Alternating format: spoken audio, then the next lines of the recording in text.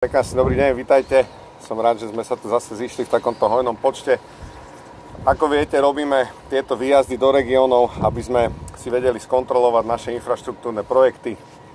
Musím povedať, že v Šali sa naozaj to hýbe veľmi dobre a nad očakávania by som povedal. Rekonštruujeme tu najdlhší železničný most na Slovensku, ktorý mal už piliere riekou Váh značne podmité, takže som veľmi rád, že toto sa nám podarilo začať v momente, ako sa ukázalo, že tento most je v takom stave, v akom je, tak sa nastúpilo na práce, ktoré ho sanujú. Je tam vytvorený taký poloostrov, podsypa sa to sme si boli pozrieť. Veľmi sa teším, že s týmto sa podarilo začať, ale asi najdôležitejšie je ten šaliansky obchvat, na ktorý síce bolo historicky najdlhšie verejné obstarávanie na Slovensku, ale podarilo sa to úspešne ukončiť. Pred rokom sme sa tu zišli, takto sme klopali základný kameň tohoto obchvatu. Ako vidíte, dnes už máme naozaj veľký kus až dokonca vyasfaltovanej cesty. Za nami sa to hýbe smerom na prvé mosty. Tých mostov tu bude niekoľko. Ráno, keď sme prichádzali do Šale, tak som mal možnosť teda na vlastnej koži, ak sa povie, zažiť tie kolóny, ktoré sa tu tvoria pri prejazde cez rieku Váh. Takže chápem pozíciu miestnych obyvateľov, ale aj tých, ktorí tranzitujú. A verím, že teda zhotoviteľ, ktorý tu za mnou stojí, naozaj dodrží zmluvný termín.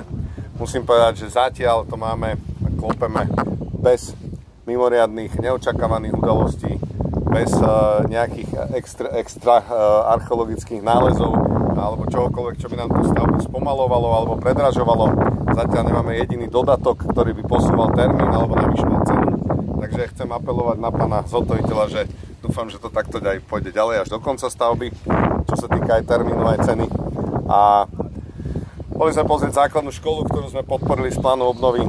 Tiež v čase dokončená, už sa len refundujú posledné peniaze za túto stavbu.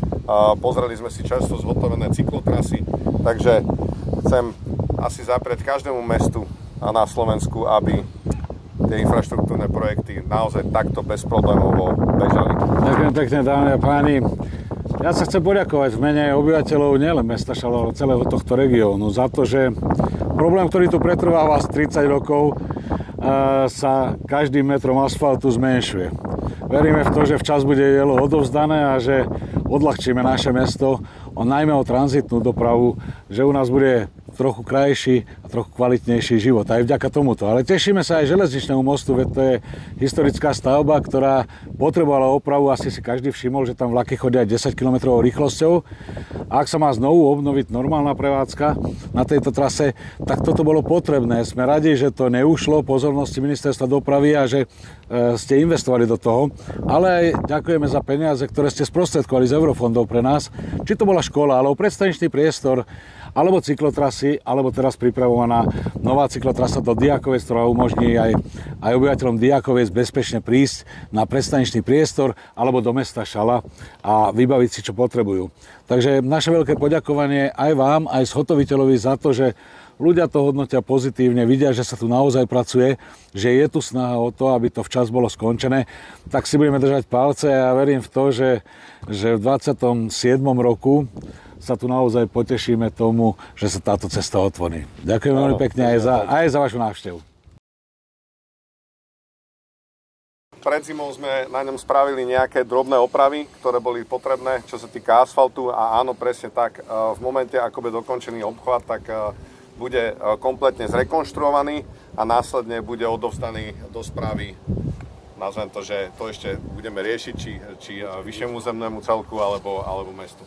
Nakoľko potom už práve slovenskej správici zostáva len obchvat. Úsek je dlhý zhruba 12 km, máme hotové násypy, stojíte už na zakrytej CPGM-ke, to znamená jednej z konštruktívnych vrstiev vozovky. Máme hotové vzadu, vidíte Tuboside, jeden myslím, že 7 mostov tu máme. Dokopy, máme hotové zakladanie, podarilo sa nám, mali sme tu archeológiu, pán minister, našli sme dosť veľa nejakých, keď sa nemýlim, starogermánskych hrobov, tie sú už teda preložené a nebránia postupu výstavby. Momentálne začíname prekladať plynové potrubia, ktoré sú tu dosť významné a pokračujeme v zakladaní mostov a začíname zhruba za mesiac alebo za dva zakladať protirúkové steny. Čiže ten termín 2027 je reálny? Mákame jak včielky, takže si myslím, že zatiaľ ten termín 36 mesiacov držíme.